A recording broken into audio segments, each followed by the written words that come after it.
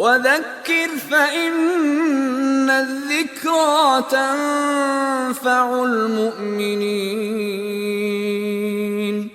Assalamu alaikum wa rahmatullahi wa barakatuh. May the peace and blessings of Allah be upon you all. Abdullah Oduro, and welcome. What is the prayer?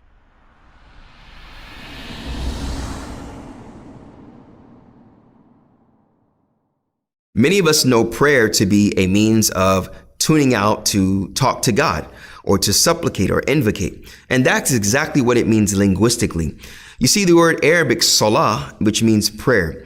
In particular, we're talking about the 5 daily prayers, but generically, prayer means to call or to supplicate. It also has a linguistic connection with establishing a sila or a connection. So you call on, you invocate and supplicate to God, further establishing, then strengthening that connection with Him. And the wisdom of the 5 prayers, which we will talk about throughout the span of a day. We also see that the prayer is something that was ordered to the Prophet, peace and blessings be upon him. You see, Prophet Muhammad received the revelation at the age of 40. He used to meditate before that. He used to go to a cave called Hira and meditate.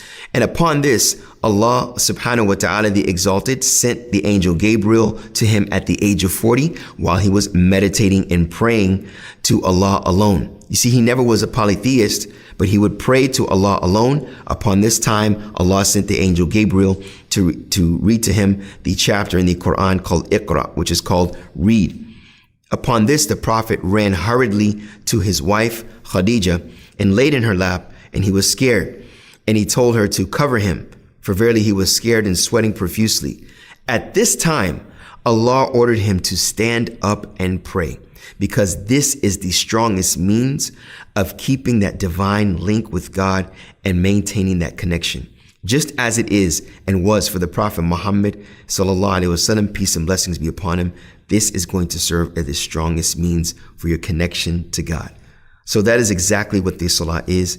It is establishing a connection with God through invocating and supplicating by reciting the Qur'an and asking Him for whatever you need in this life and in the next. May Allah make you of those that stay adherent to these 5 daily prayers, and make you of those that use this as a means of serenity and strengthening your relationship with your Creator. Assalamu alaikum wa rahmatullahi wa barakatuh. Thank you.